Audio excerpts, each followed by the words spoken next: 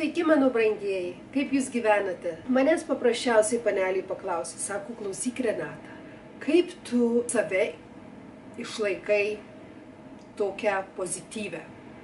Arba kai, toksai buvo klausimas, kaip tu išlieki tokia pozityvi? Šis klausimas yra labai geras, kadangi teisybę pasakius, aš nesu visada tokia pozityvi. Ir labai dažnai, žinokit, paskutiniu metu, ne tai, kad paskutiniu metu, gal prieš kokius, sakyčiau, gal kokį pusmetį, aš buvau labai pikta. Nežinau kodėl. Atrodo viskas gerai gyvenime, ir gyvenu gerai, ir vyras geras, ir sveikata gera, ir darbas geras. Tikrai, atrodo viskas eina kaip sviestu. Bet aš atsikeldavau ir mane labai dažnai viskas nervuodavo ir net nežinojau dėl ko. Taip, viskas atrodydavo būdavo gerai ir aš filmuoju ir gerai, bet jeigu kažkas man kažką pasakydavo blogo ar negero, arba paprasčiausiai pasakydavo tai, kad man kažkas gal nepatiktų, aš labai užpykdavau. Ir aš supratau, kad aš pradėjau save lyg ir prarasti. Nežinojau, iš kur ta tokia neapykanta ateina. Kodėl aš taip pykstu nei iš jų, nei iš to. Atrodo, kad aš esu geras žmogus ir man nieko netrūksta. Bet pykdavau, kaip katė ant šunio, nežinau nei dėl ko, nei kas, nei ką. Po to aš supratau, kad man reikia pasikeisti. Ir aš bandžiau save analizuoti. Aš visuomet bandau paanalizuoti situaciją, pasižiūrėti, kodėl taip yra. Nes jeigu taip darosi, vadinasi, tai nei iš jo, nei iš to nesidaro. Vadinasi, kad kažkur yra tokia kaip ir gyslelė. Ir dėl ko tokie dalykai pas mane galvoje dedasi. Ir aš supratau, kad kadangi užaugau Lietuvoje ir nemažai skausmo mačiau, ir mano tėvai tikrai nelabai tokį gerą gyvenimą gal ir turėjo, ir mums nelabai gerą galėjau suteikti ne dėl finansinės situacijos, bet dėl moralinės situacijos. Ir man atrodo, dauguma dalykų, man yra 35 metai, kurie gyveno Lietuvoje gal tokiu metu, ypač mažiuose miesteliuose, ypač kaimuose, jie žino, ką aš apie tai kalbu. Labai daug būdavo išgėrinėjama ir labai daug alkoholis atrodo.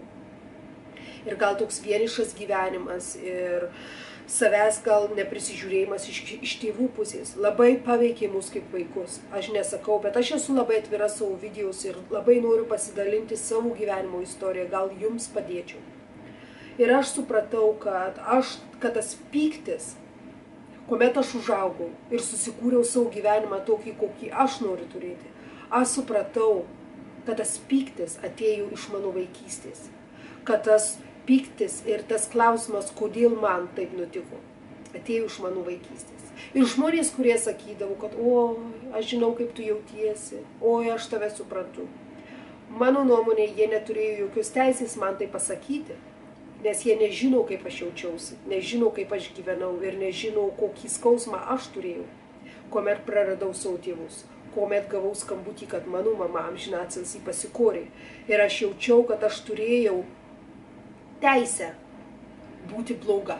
Ir aš turėjau teisę būti gal tokia ir grubesnė kitiems. Nors ir aš iš pradžių galvojau, kad aš tikrai tokia nebuvau, nes aš esu geras žmogus. Bet aš po to save pradėjau daugiau analizuoti. Kuomet aš užaugau, kuomet subrendau, kuomet einame per įvaikinimo etapą, aš supratau, kad aš noriu būti geresnė mama. Aš pamačiau savyje dalykų, kurie man nepatiko. Aš pamačiau savyje dalykų, kuriuos atspindėjo mano mama. Ir aš tikrai galiu pasakyti, aš nenoriu būti kaip mano mama. Ne dėl to, kad jinai blogas žmogus, bet dėl to, kad pasirinko labai blogų dalykų gyvenime, kurie mane paveikė. Ir aš nenoriu tų dalykų perduoti savo vaikams. Dėl to man reikėjo atsisėsti ir save paanalizuoti. Ir man reikėjo taip pat pasakyti savo, Renata, nustok. Niekas neateis tavęs ir neišlaisvės. Ir tikrai, mano mama amžinatilsį, jinai savo gyvenimą gyveno dėl to, kad jinai žinojo tik tais, kaip savo gyvenimą gyventi tuo metu. Draugai, kurie jos būryje buvo, darbas, jinai turguje dirbo, alkoholis. Buvo toksai negeras momentas jai tuo metu. Ir jinai jį pasiskyrė, tą alkoholį, taip pat pasiskyrė tuos draugus. Kadangi tuo metu jai buvo parama, tuo metu jai buvo pagalba. Amžinatilsį mano tėtė nusižudė, kuomet mes buvome mažiukai, mano mama, mūsų mama mus prižiūrėjo ir pradėjau savo versliuką, kuomet mes buvome mažiukai. Ir viską ir save įtraukė taip pat į tokį gyvenimą, ne dėl džiaugsmų, bet iš nerimus, iš nelimties. Man reikėjo atsisėsti ir su savimi pakalbėti. Ir savo atleisti.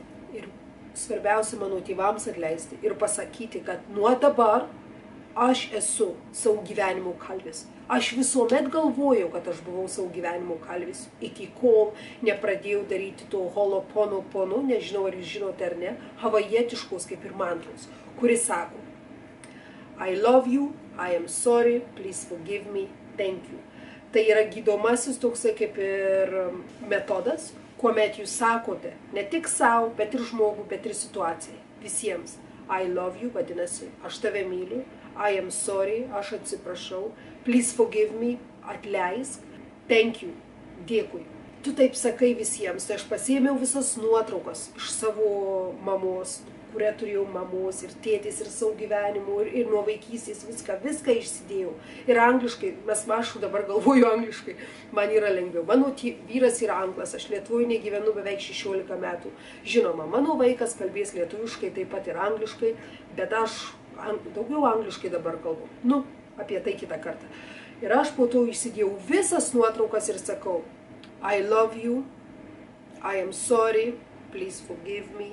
Thank you, I love. Ir žinokit, taip aš sakydavau ir aš nuploviau kiekvieną situaciją, kiekvieną prisiminimą, kiekvieną blogą įspūdį, kurį turėjau, kažkas man nutikė, kiekvieną tokį blogą dalykėlį, jeigu matydavau nuotraukoje, jeigu pasižiūrė į nuotrauką ir man iškelia gal kažkokį neblogumą, arba iškelia kažkokį skausmą, arba iškelia kažkokį nerimą, arba pyktį, arba džiaugsmą, arba laimę, bet ką. Iškelia. Visuomet sakiau, I love you, I'm sorry, please forgive me, thank you. Kiekvieną kartą ir jaučiau tą tokį gėrį savyje ir jaučiau, žinokit, tokį nuplovimą. Ir tikrai yra labai nuostabus dalykas ir aš apie šį hoponopono aš esu labai girdėjusi daug prieš tai yra havajietiška tokia kaip ir tradicija, mantra ir gydymas. Ir labai padėjau, aš apie šį gydymą esu girdėjusi gal prieš 5 metus. Jūs tikriausiai žinote, aš labai mėgstu focus wheel, taip pat šrimbrazį ir taip pat aš mėgstu, kas susiję su gydymu, išvalymu ir žengimu į priekį, savo padėjimu, kad jūs jaustumėtės gerai. Dėl to aš dalinuosi šią kaip ir mantrą padėjimų, gydymų. Ir tai yra labai gerai ir atleisti žmonėm, atleisti savo, atleisti situacijoms ir judėti į priekį, savo padėti. Niekas jums neateis ir nepadės, niekas jūsų neišlaisvins, nes jūs visiems yra vienodai. Tikrai galiu pasakyti, kuo jūs daugiau verkėte, tuo kiti daugiau juokiasi. Tikrai. Atsistokite ant kojų ir savo padėkite, gana tų nesąmonių. Baikite tik tais pirštais rodyti ir visiems sakyti, kodėl jie buvo negeri, kodėl mano toks gyvenimas, kodėl mano vaikystė. Ir tikrai labai padeda. Kiekvieną rytą atsikeliu su džiaugsmu, nes aš jaučiu, kad aš esu pati savo gyvenimo kalvis. Ir kartais bus tokių gyvenime dalykų, kad jūs jaustumėtės nelabai gerai. Tai nieko čia blogo. Tai yra normalus dalykas. Ir bandykite savo padėti, bandykite atleisti visiems, bandykite atleisti savo ir judėkite į priekį. Juk jūs esate nuostabus žmogus. Aš jūs labai myliu, pas mane nosis užsikimšus vaikelį, aš arbatą geriu iš širdies, mano šunys miega, o namai ramų sutvarkyti. Aš salotą savo tik tais darau vaikelį, kad jūs žinotumėt. Aš esu labai laiminga, kadangi aš tikrai jaučiuosi daug geriau savyje. Aš jūs labai myliu, labai pasilgau ir iki.